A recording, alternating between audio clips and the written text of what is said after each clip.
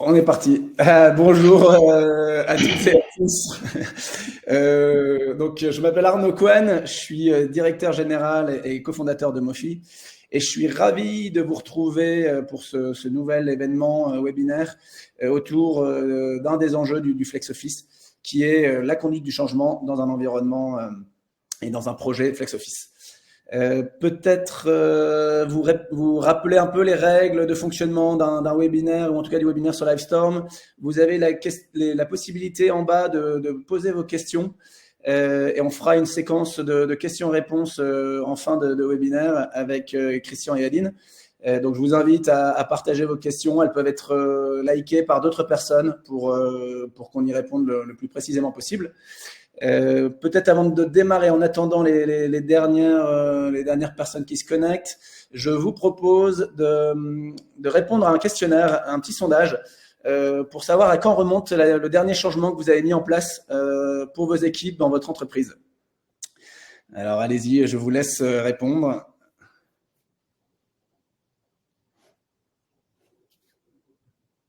Encore quelques petites secondes.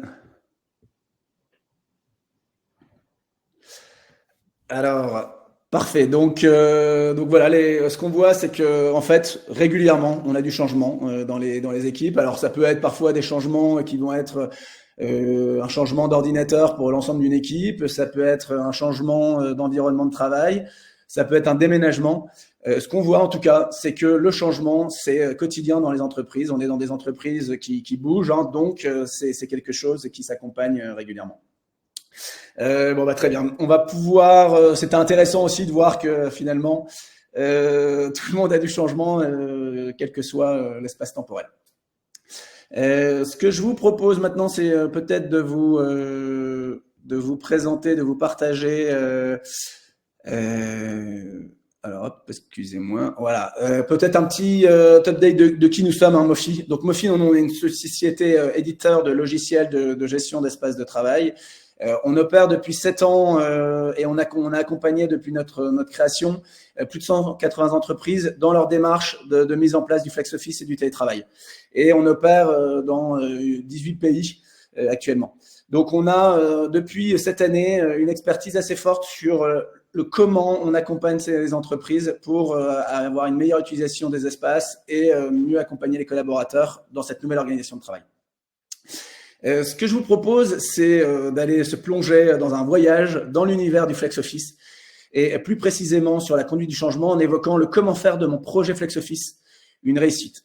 Et pour ça, qui mieux qu'une experte et une personne qui a œuvré pour porter le projet en interne hein, dans son entreprise pour vous parler de ce sujet passionnant. Donc pour cela, nous avons le plaisir d'avoir la présence d'Aline, qui est spécialiste du travail hybride chez Mofi, hein, qui vous parlera des étapes clés de la conduite du changement.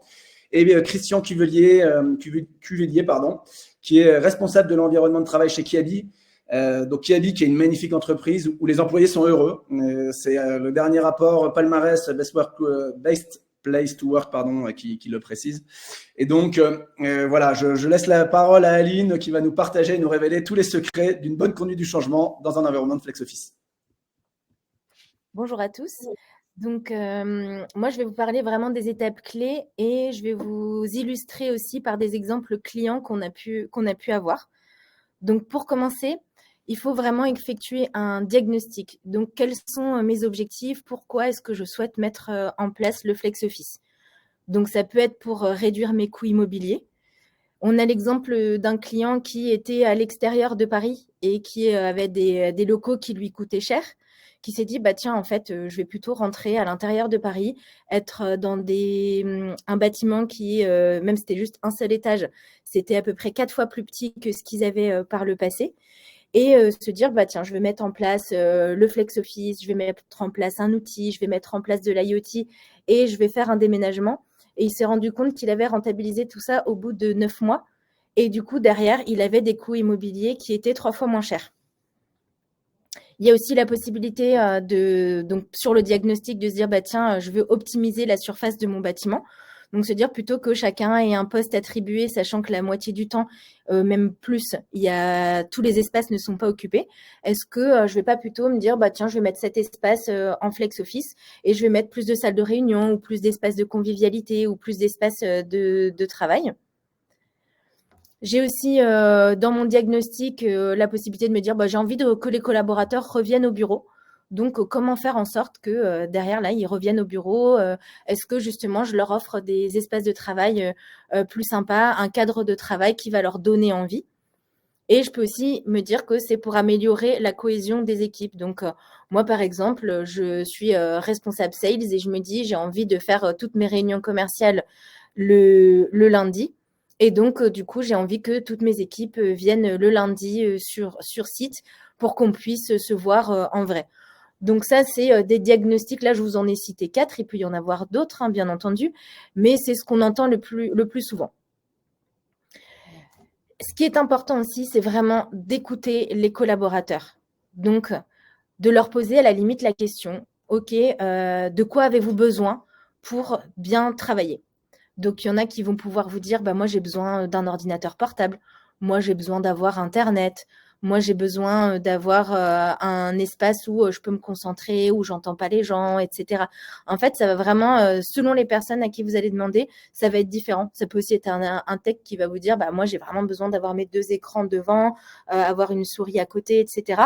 Enfin, donc, se dire, voilà, j'écoute les collaborateurs, je leur demande de quoi ils ont besoin pour réussir à travailler et être au maximum de leur capacité.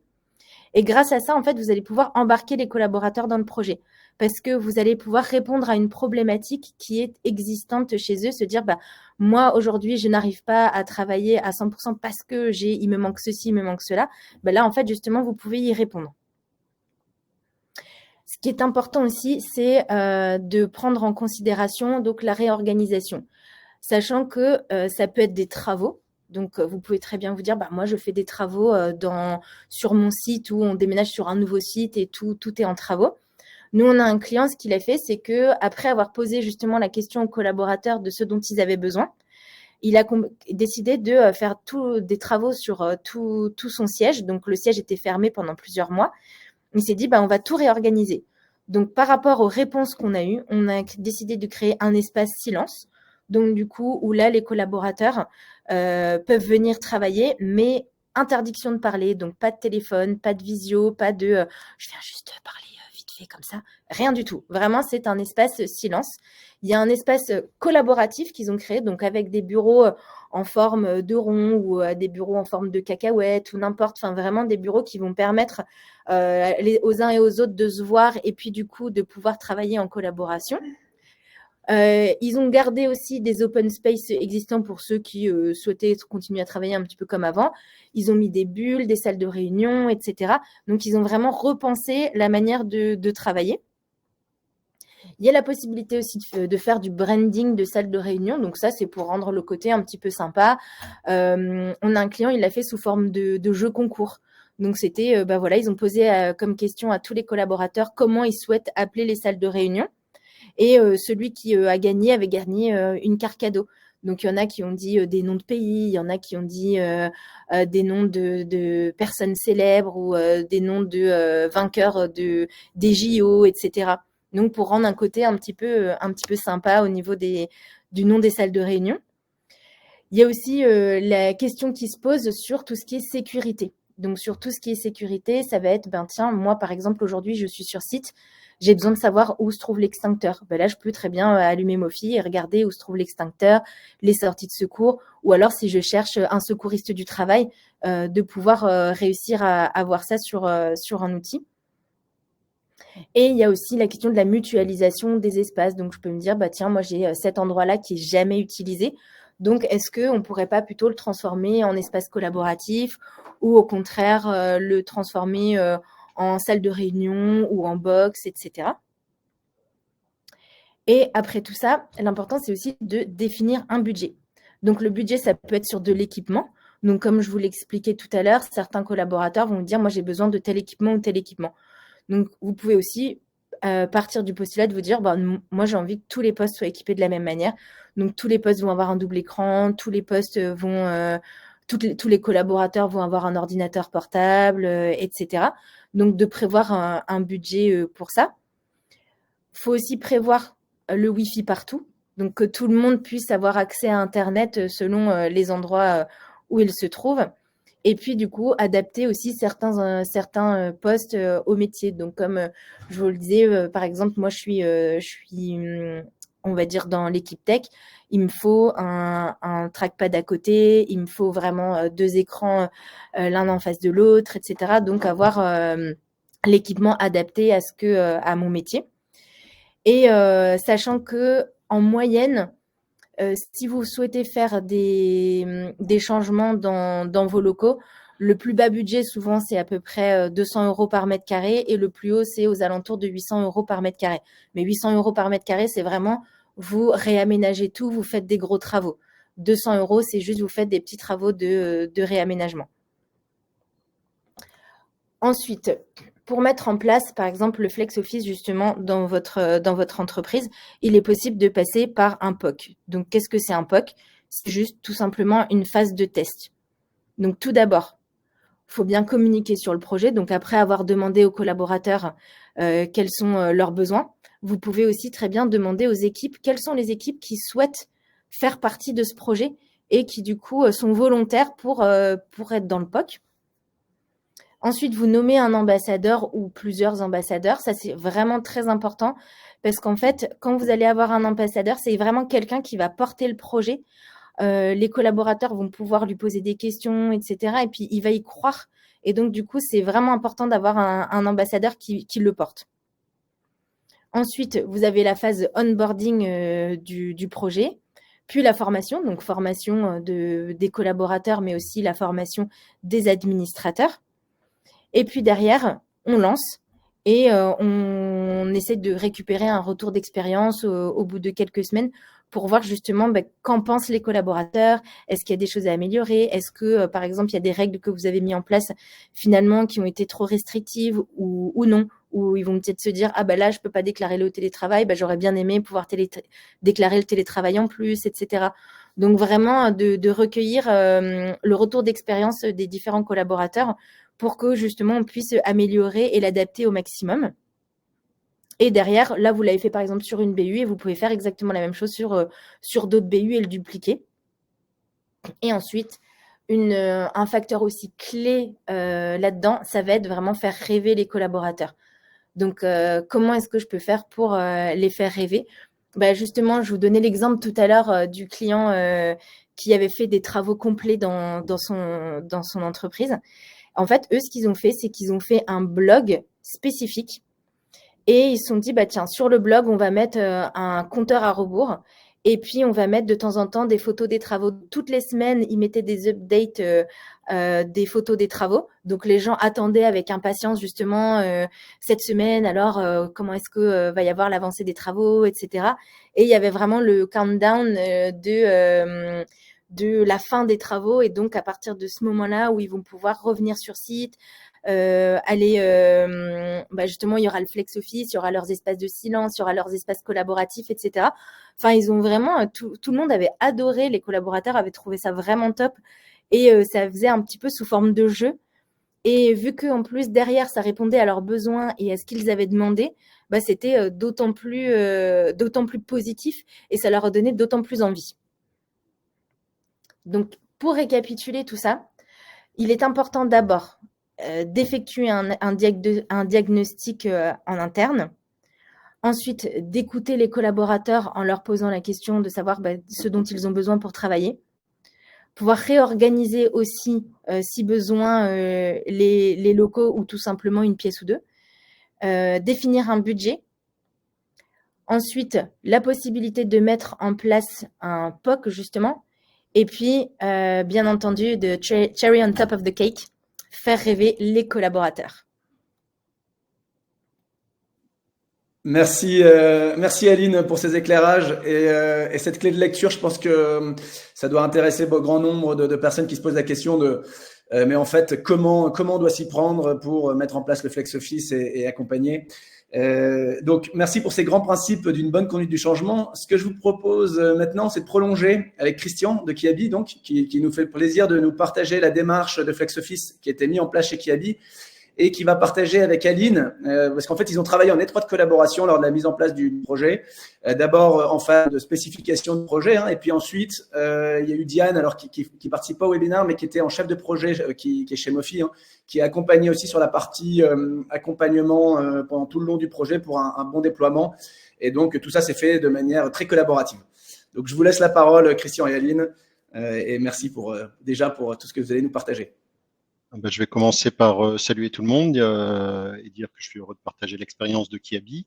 Donc, je m'appelle Christian Cuvillier, je suis le responsable environnement de travail de Kiabi. Donc, je suis au service des 1200 collaborateurs du siège monde et en charge notamment de toutes les péripéties qu'on a validées tous ensemble dans le sondage, de se dire quelles sont les réorganisations permanentes, quelles sont les évolutions de structure, quels sont les besoins des collaborateurs et de les servir au mieux et d'optimiser aussi l'ensemble du bâtiment pour ses collaborateurs.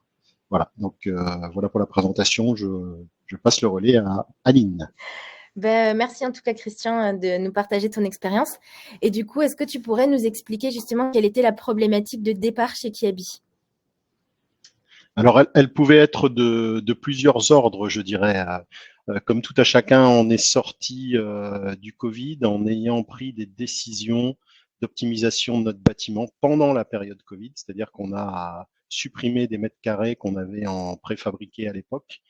Donc on s'est passé de 3000 mètres carrés à pratiquement en période Covid. Et lorsque la situation est repartie et que les collaborateurs, notamment externes, sont revenus sur site, je pouvais avoir, suivant les périmètres ou sur certains services, le besoin d'accueillir de nouveaux collaborateurs sans forcément pouvoir développer à nouveau le nombre de mètres carrés que j'avais besoin. J'aurais pu recommencer à recréer des mètres carrés supplémentaires. Donc, c'était pas l'objectif. Donc, accueillir du monde supplémentaire dans des mètres carrés existantes. Pour d'autres périmètres, ça pouvait être des changements d'organisation. C'est-à-dire que sur un ensemble de 1200 collaborateurs, on a des services qui accueillent plus de monde et on peut avoir d'autres services qui se réorganisent, qui rattachent, qui récupèrent une autre partie d'un service, qui se regroupent. Donc ça pouvait être aussi une autre problématique. Et également, moi, ce que j'avais envie en tête, et vous l'avez un peu cité tout à l'heure, c'est plus globalement de remplacer des ressources bureaux individuelles par des ressources collectives.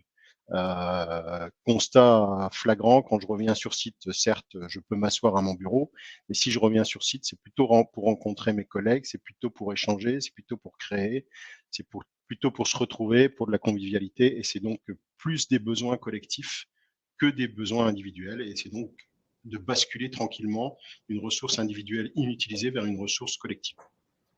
Ouais, et du coup, comment est-ce que tu as géré la mise en place du flex chez Kiabi?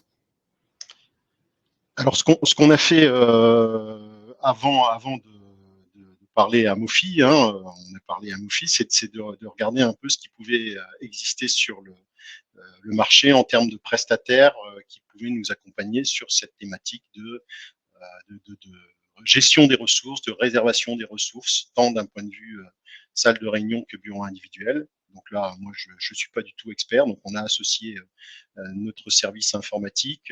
On a associé également une ou deux assistantes. Tout à l'heure, Diane parlait de référents ou de collaborateurs impliqués pour soutenir ce projet-là. Donc, d'entrée, on a regardé sur le marché avec l'informatique ce qui existait, qui pouvait nous accompagner, et on a fait une mini sélection, un mini appel d'offres pour se dire quels sont les prestataires, nous présenter des solutions pour gérer ce problème de flex office.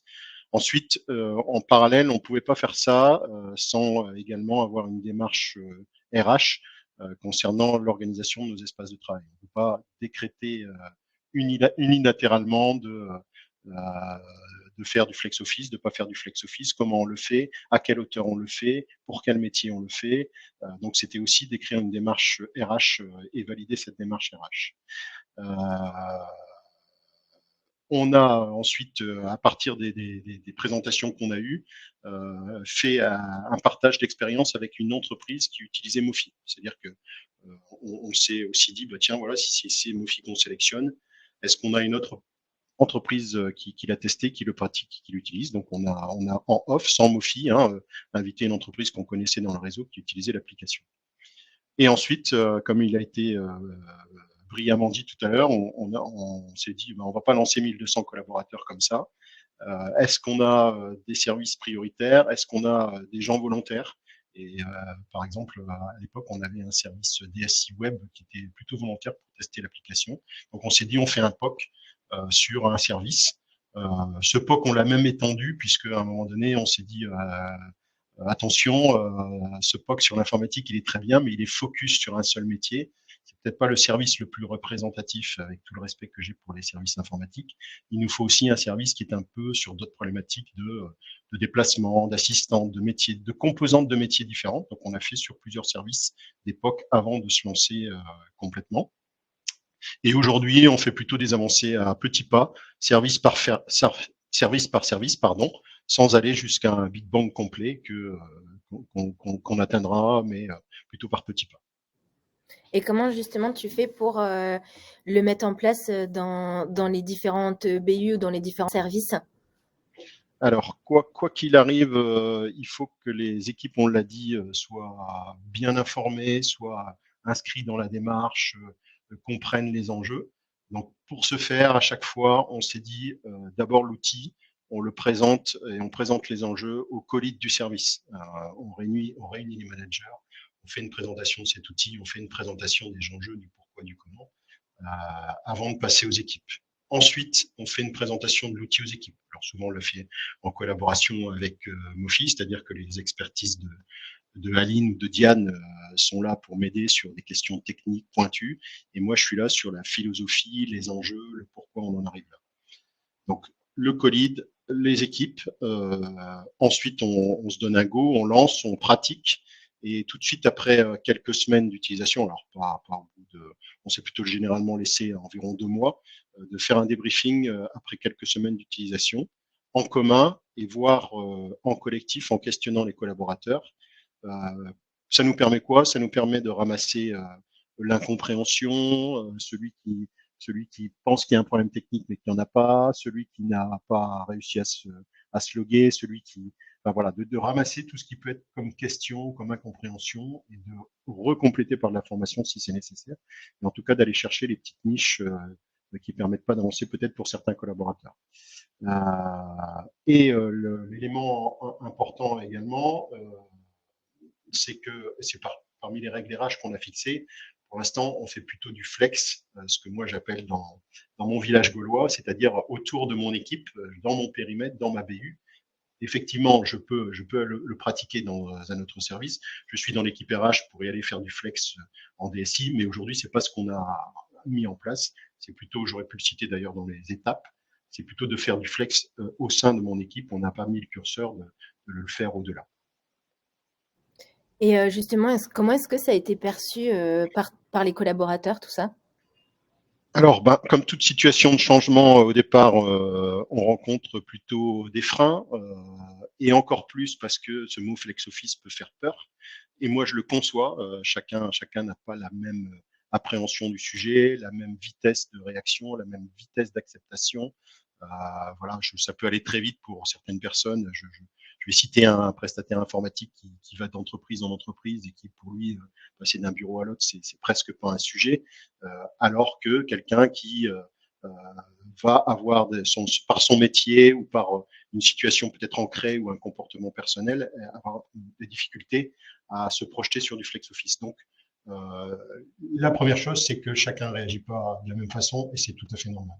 Les freins, c'est je vais perdre mon bureau. Où est-ce que je vais mettre mes dossiers?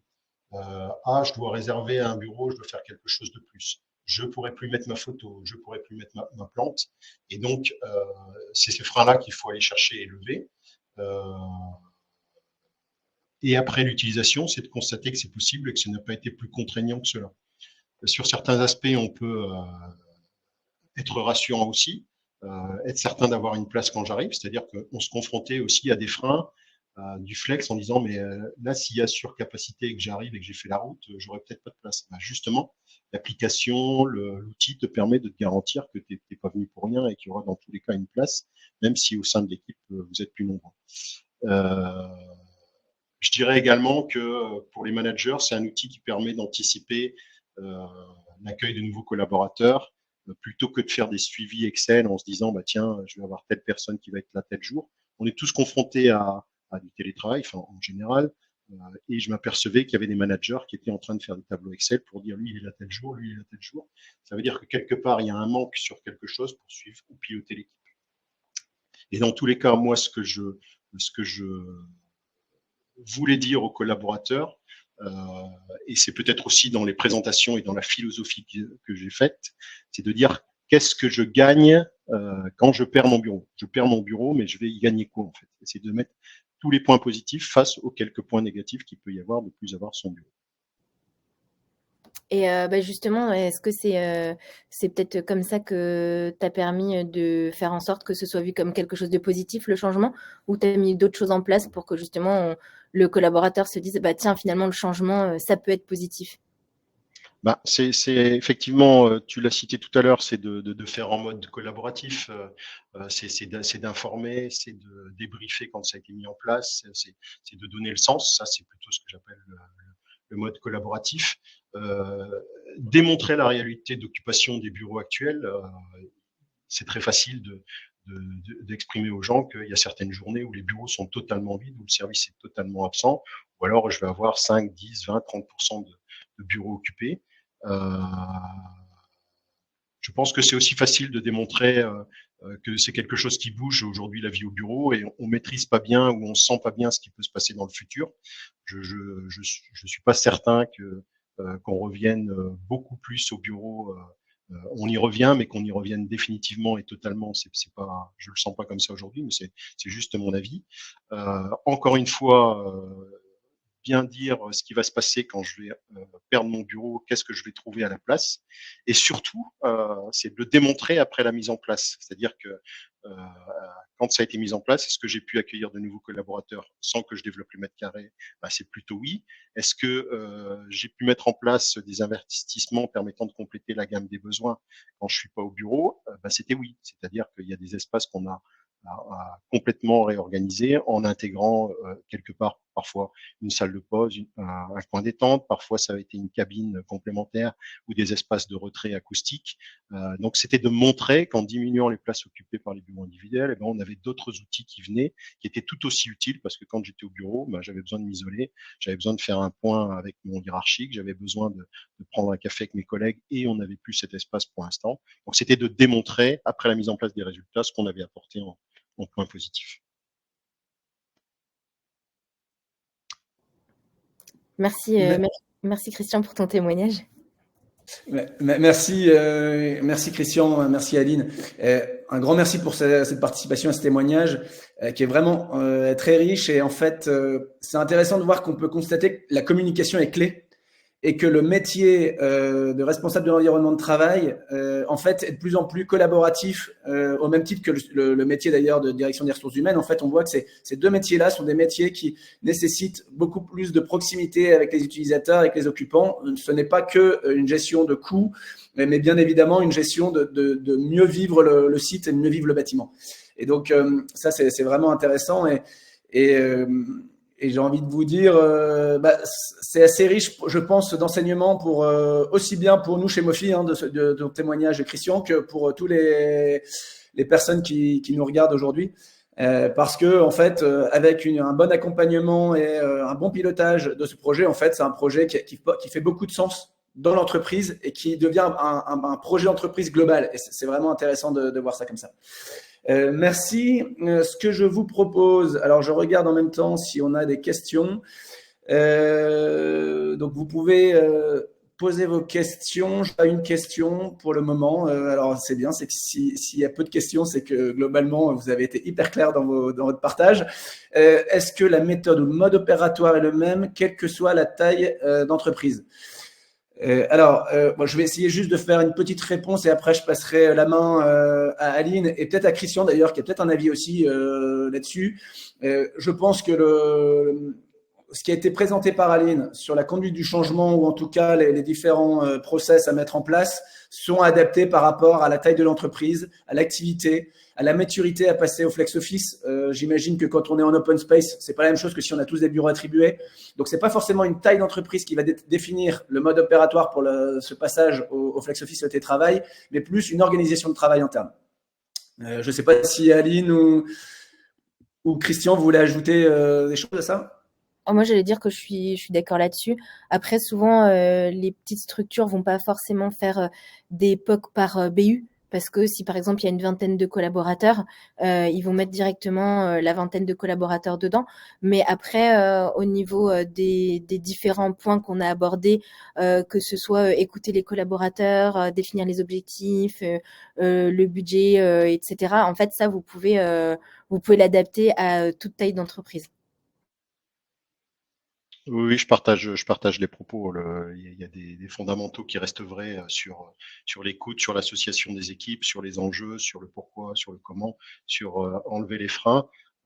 Voilà, effectivement, moi je suis sur une grosse structure, donc on n'a pas choisi le Big Bang, je l'ai dit tout à l'heure, on a choisi d'aller service par service. Effectivement, sur une équipe où on va avoir 20, 30, 50 personnes, c'est presque mes services aujourd'hui de dire j'ai ma petite entreprise, c'est 50 personnes, mon petit service, c'est 50 personnes. Donc je pense que là, c'est jouable de faire tout le monde d'un coup, mais en tout cas sur les mêmes pratiques qui ont été citées par Aline ou que j'ai pu citer moi-même.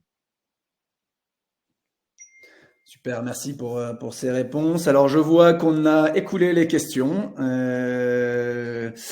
Voilà, peut-être je laisse encore quelques petites secondes pour partager ces questions, s'il y en a d'autres.